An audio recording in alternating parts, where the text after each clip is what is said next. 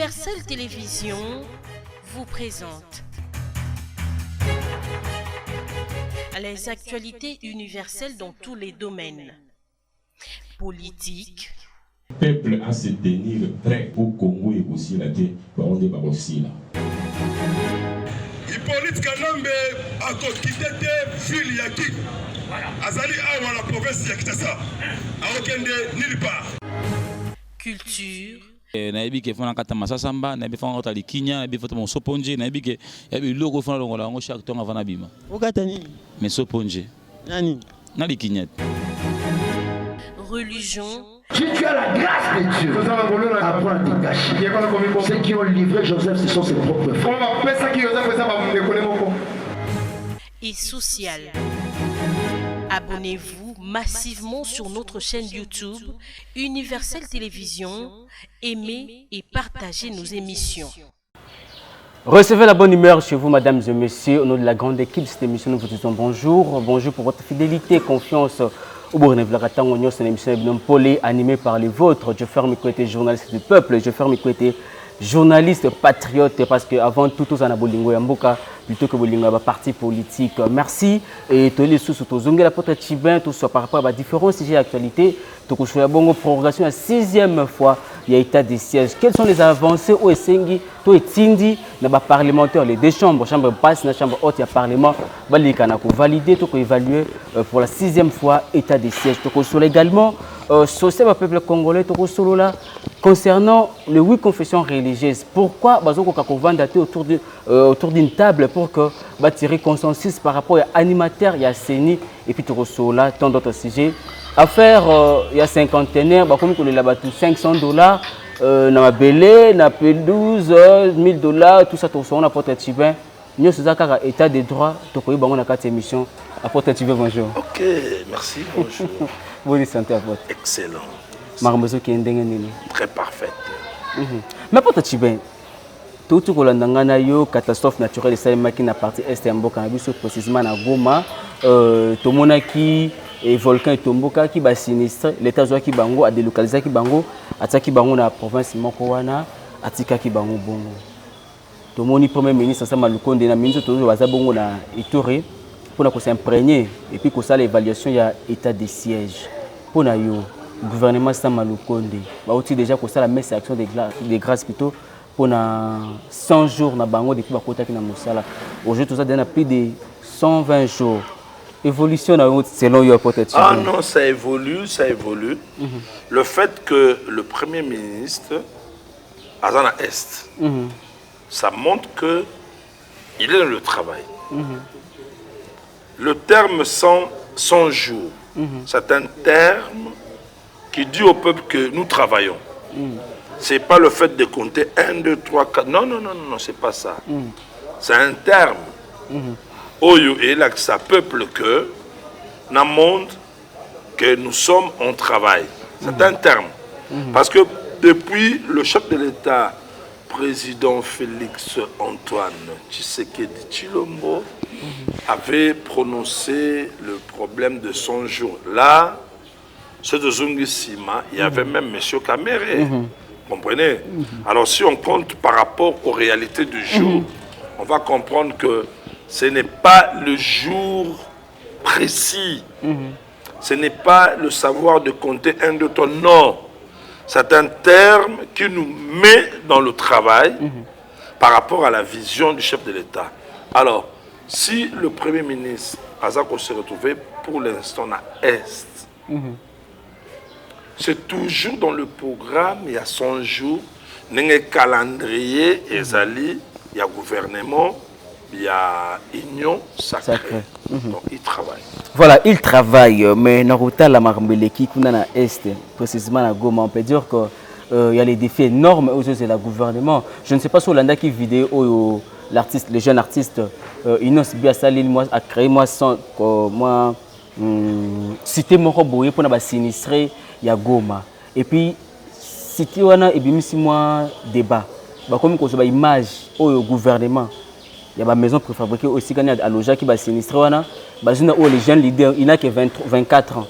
En tout cas, il y a une négligence de la gouvernement. Non, non, non, non. Je pense que le procès Caméré est basé sur Ndakwa.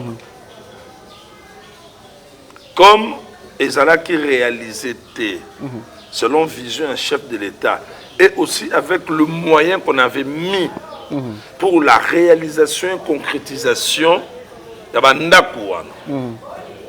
Si notre bien-aimé, notre jeune frère, notre artiste international, que je puis dire,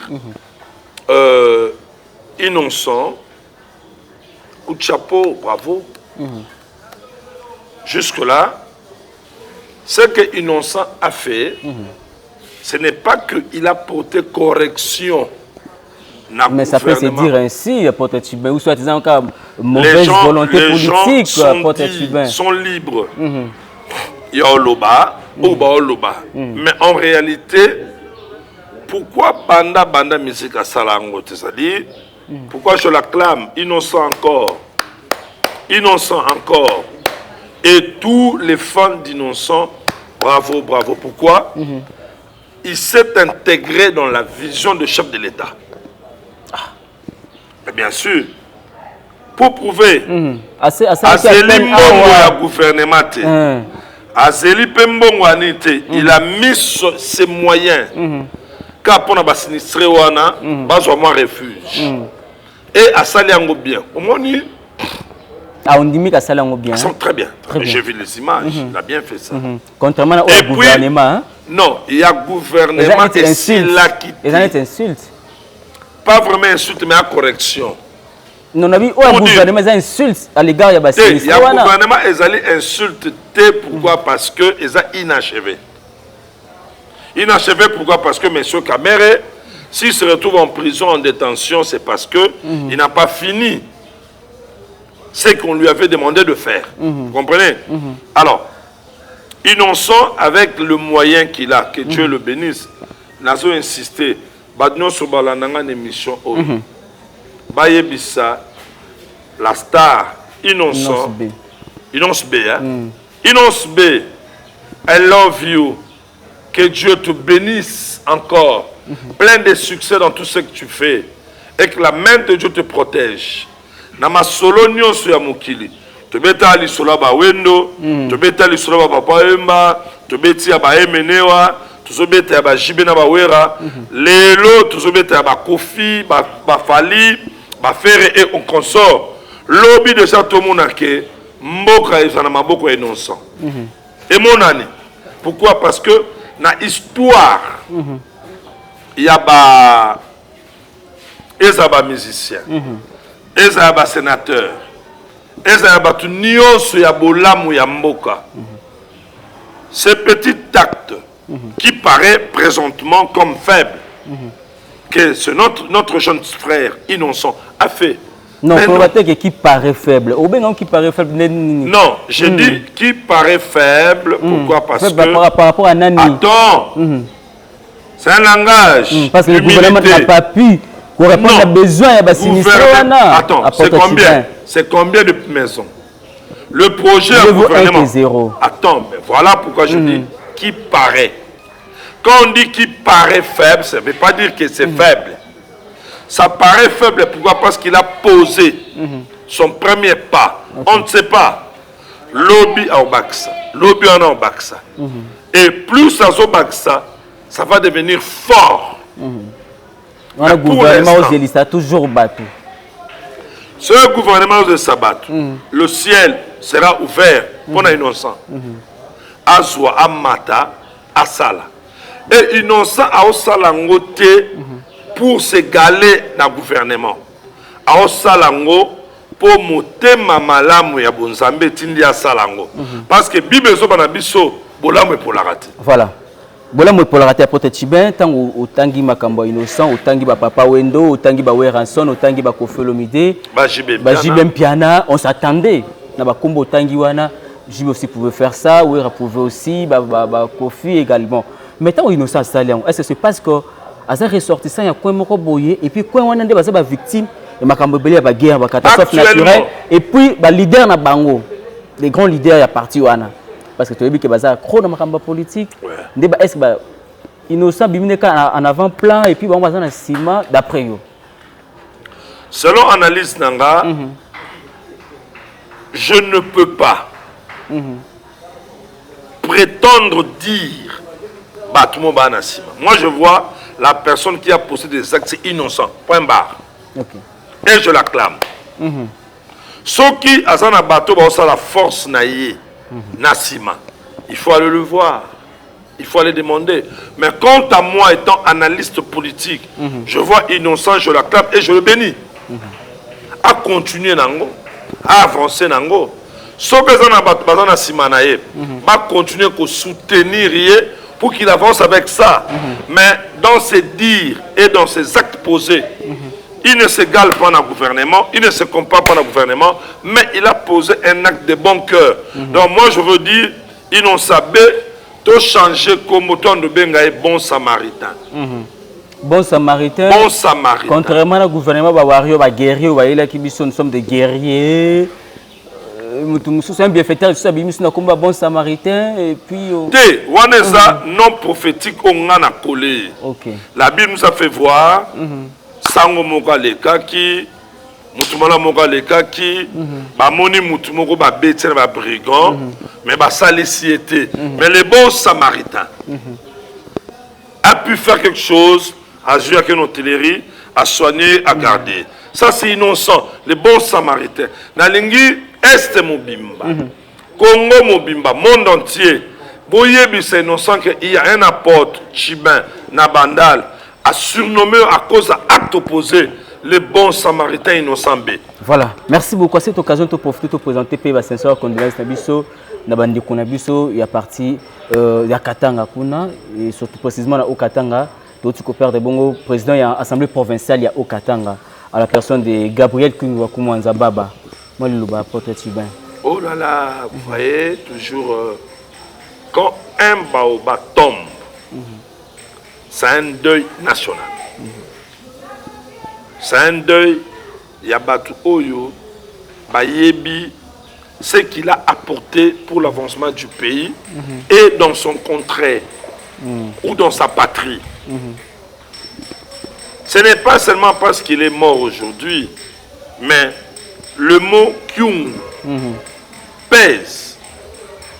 Na Okatanga, non seulement na Okatanga, mais dans la République. Non seulement la République. Les 13 parlementaires, ce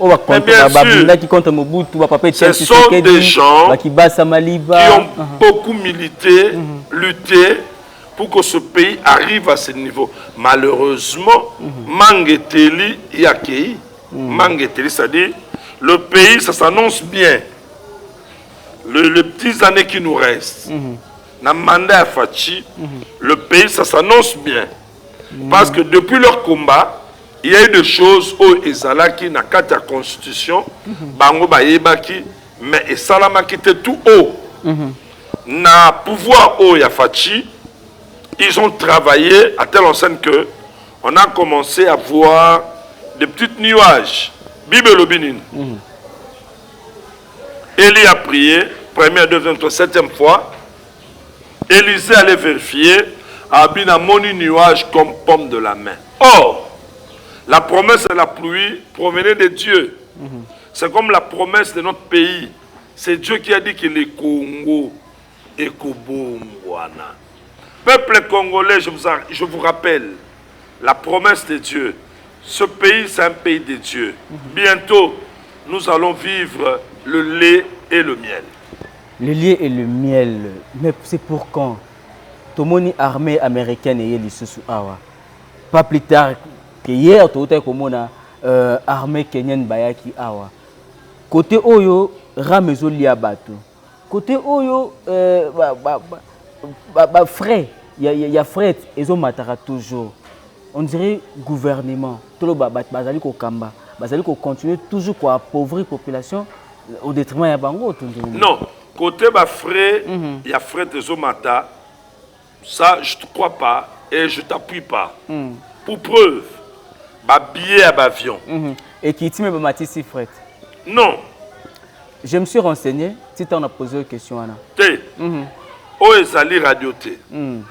et à TV et puis Mondial. au contraire, oui, il faut ma preuve ça. Je n'ai pas écouté ça, ni vu, ni entendu. Okay.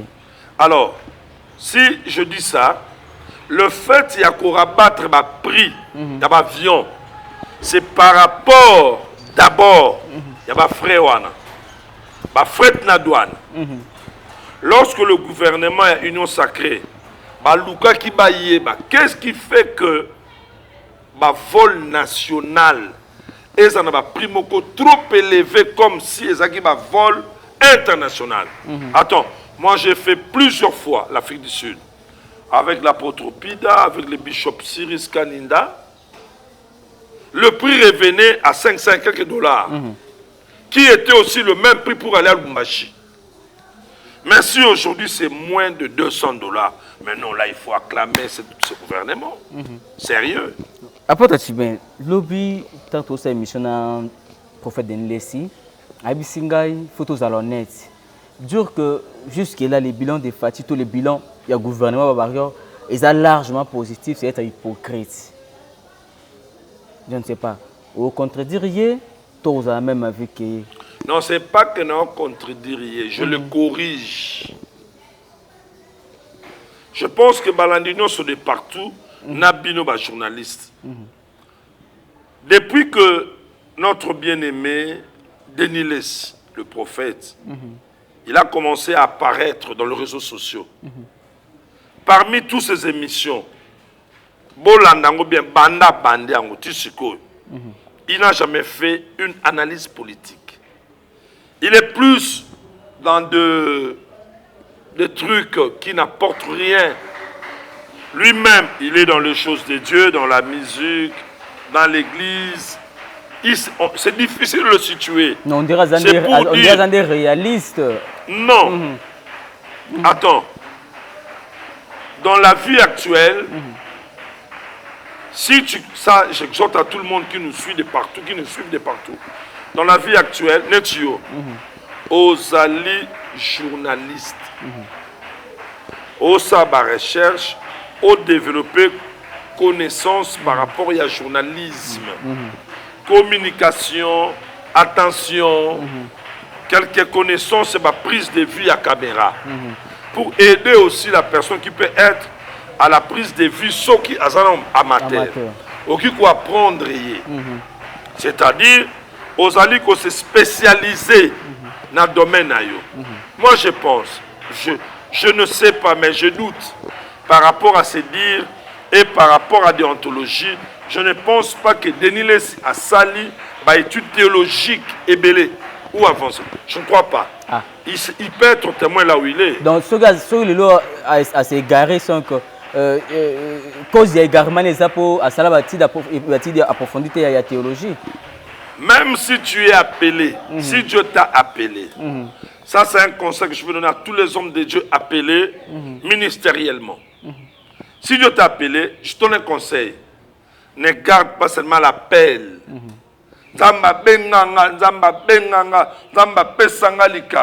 Non, va chercher.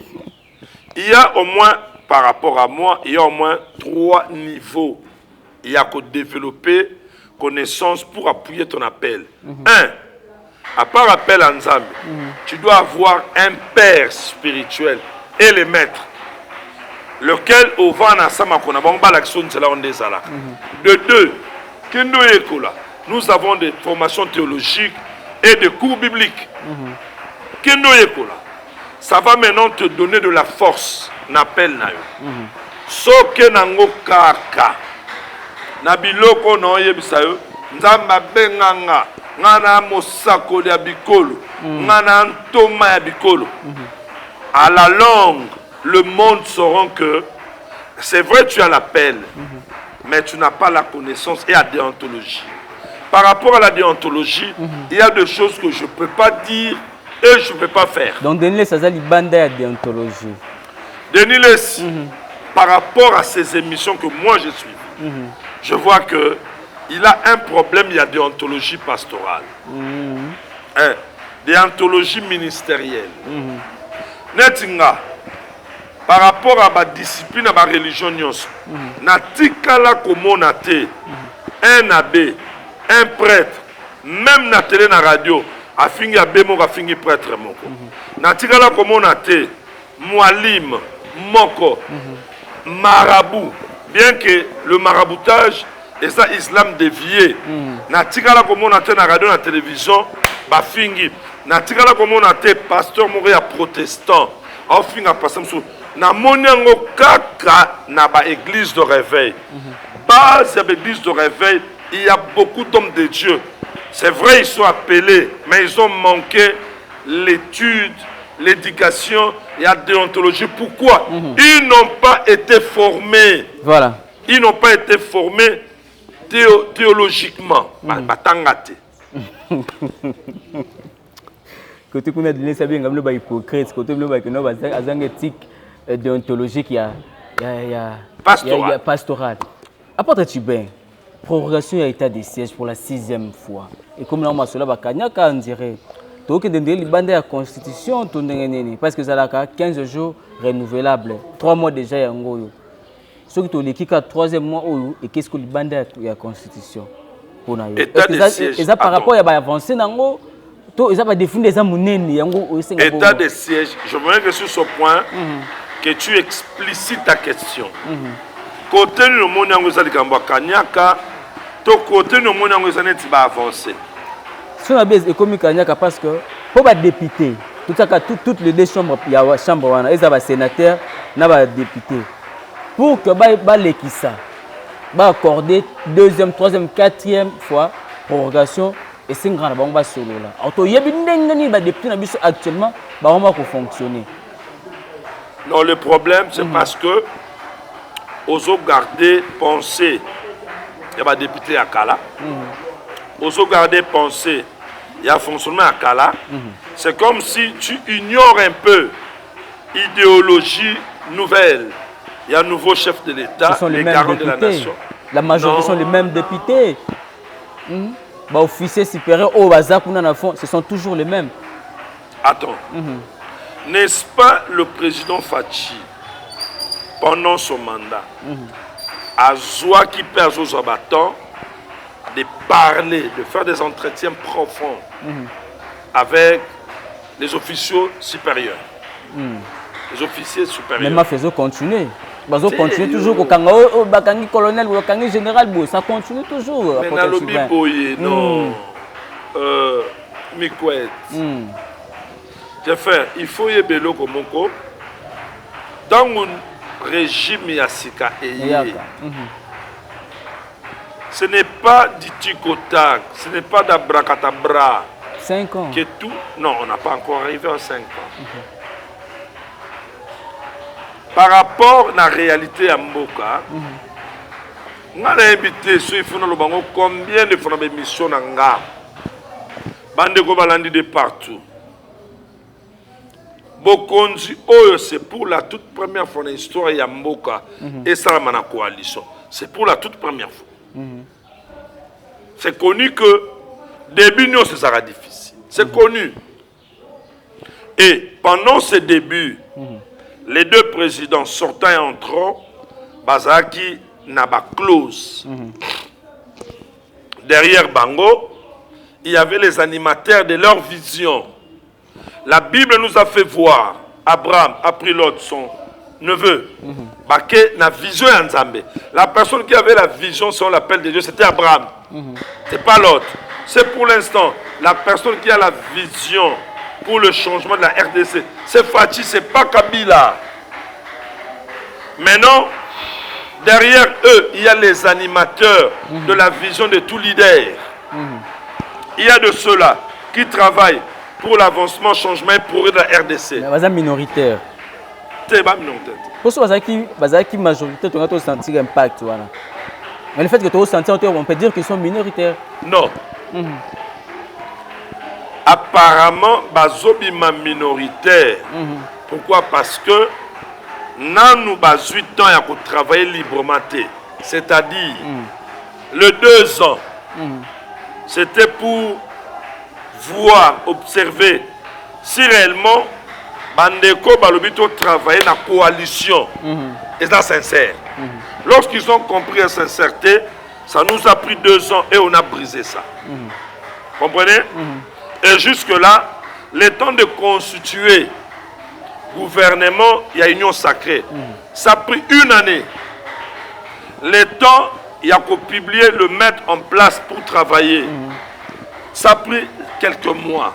Mais attends, si on est réellement patriote et vrai Congolais, il faut voir d'abord le grand travail qu'a battu. 1, le président Fachi. 2, Batunion Sobandime Baya na consultation. Basoli. Dans la consultation, le président Fachi était large. Il écoutait tout le monde. Même si Mikwete est parti, les journalistes, les musiciens, les cas, tout le monde, même les chégués, écoutez les idées de tout le monde, dans le souci de faire avancer le pays dans tous les domaines. Maintenant, nous avons mis sur marche Union sacrée gouvernement Babimi, Papa Nangai. Hein? On doit être réaliste. Toti que la bango temps bassal. Moi, je me redis à tous les journalistes, à tous les Congolais de partout le monde, la diaspora, si vous jugez ce gouvernement pendant ces 3 mois, moi je dirais que vous êtes vraiment trop injuste.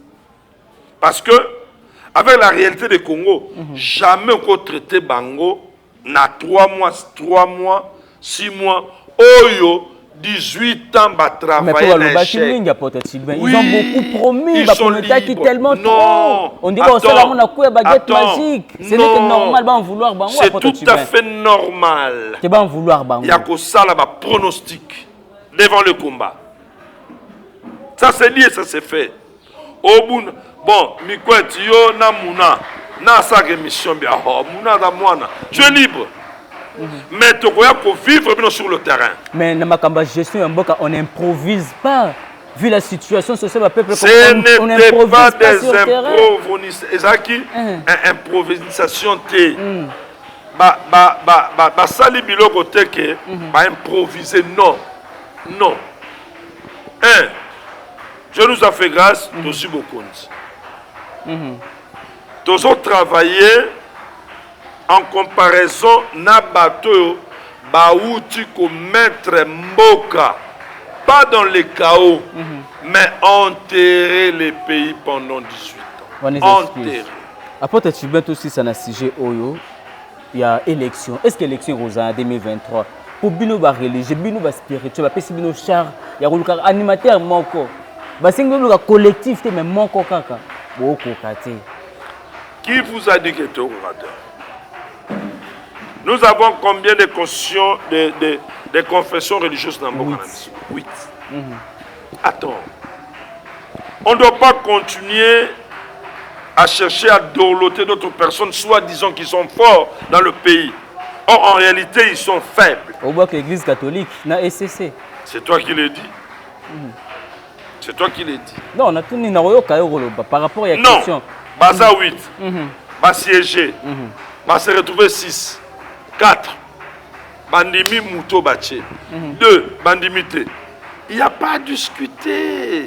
Ils sont minoritaires et de l'autre côté, ils sont majoritaires. On prend la personne que... Au moins, hein? Même si majoritaire, d'une manière informelle, parce qu'ils sont majoritaires. D'une manière informelle. Ce que beaucoup de gens ne connaissent pas, c'est quoi? On ne peut jamais mettre à la tête Yasseni Moutou Oyo, chef de l'État dans le gouvernement de Balingi était.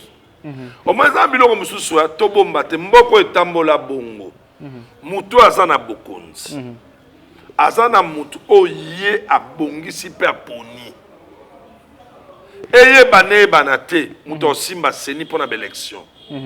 Maintenant, les confessions religieuses au bazar sur place.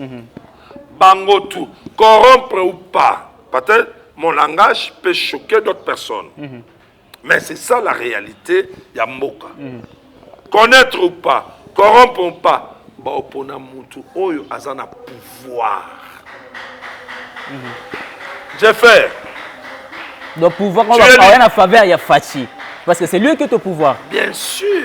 Ah, donc Kadima, il y a pour intérêt à Fachi. Pas pour intérêt à Fachi, à travailler en collaboration. Na Fachi. Pour coopérer, pour intérêt à Moka. Yoga, tu as évolué.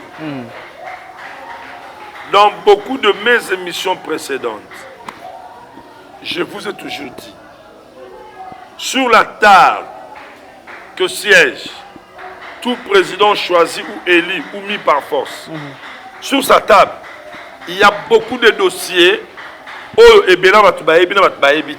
Et sur cette table, il y a des dossiers imposés par les Occidentaux. Tobo Sanate, Bana Mboka, Baimboka de partout, que Mboka Oyo, Mundela Nasi, Mundela Kambaka, Mundela Pesara Mibeko, Mundela Bomaka, Mundela Longolaka. Voilà, Mundela Pesara Mibeko, Kambaka, Longolaka. Télévision Ngonga Torozo prochainement porte Tibena mon objet c'est énergie tant va toucher côté la bino ba religieux to comme la mission sur pour l'émission de l'eau s'il faudrait que Batba retenir ta capote Tibena. J'ai toujours dit pour m'atteindre je réponds au nom de l'apôtre Tchibin, pasteur principal de la grande communauté des églises de Rachat de Christ, maison mère ou centrale c'est Abandal, avenue Sombo 51. Ce que vous pouvez retenir par mon passage sur cette émission, j'insiste, je vous le dis, véritable Congolais de partout où vous vous retrouvez, topé ça, même si na mois de janvier, l'année prochaine, totika gouvernement au Basalana. Qu'est-ce que nous on va faire? Notons seulement leurs erreurs, leurs défauts, leurs faiblesses. Dans le mois de janvier, lorsque nous allons leur faire pression par rapport au temps où Bangba Sali, moi je pense, si réellement si Bazaki n'a souci à Mboka, va manquer d'arguments. Mais ce Bazaki n'a ngoté à peine 3 mois, papa Nangai, Batou Basali 18 mois, Toyebi, à peine 3 mois, Bandeux soit beaucoup quitté. Non, non. Moi je pense que même un bon joueur, ce côté dans match, un bon coach, il faut tirer quelques minutes à se réchauffer. Et après temps, on dégage premier souffle. On maîtrise, il y a réalité à terrain. Pour travailler et à mettre en exercice réalité à poste à jouer. Voilà. Contact à Porte Tibin. Plus 243 998 122 440. Voilà. Un grand merci à tous les hommes de Dieu qui sont venus m'assister. L'homme de Dieu, l'apôtre Pida Kassongo, qui Dieu a fait grâce pour l'instant d'avoir la commune de Kassavubu avec un beau temple. Na Kassavubu. Non, je bénis l'homme de Dieu, le prophète Mouka Georges. Il vient fraîchement dans ma mission mondiale et voilà, aujourd'hui, il m'a assisté. Et pourquoi pas, je dirais, un grand merci à l'assistance de l'homme de Dieu, le bishop Cyrus Kaninda, mon frère, et toute personne qui nous a assisté. Pourquoi pas aussi merci à merci beaucoup Apôtre Tchibin. Étant Apôtre Tchibin, Christian Tshisekedi, ça se comprend. Merci l'équipe technique qui accompagne Junior Bounassi ma caméra. Non, journaliste Patrick, journaliste du peuple. Universel Télévision vous présente les actualités universelles dans tous les domaines. Politique. Le peuple à se tenir prêt au Congo et aussi la terre, on est aussi là. Hippolyte Kanambe a quitté ville Yaki. Azali awa la province Yakitasa. A okende nulle part. Culture. Nayebi ke fona kata masasamba nayebi fona kota likinya nayebi fona mon soponje nayebi ke yabi logo fona longola ngo chaque temps avant abima okata nini mais soponje nani na likinya religion. Si tu as la grâce de Dieu, apprends à te cacher. Ceux qui ont livré Joseph, ce sont ses propres frères. Et social. Abonnez-vous massivement sur notre chaîne YouTube Universel Télévision. Aimez et partagez nos émissions.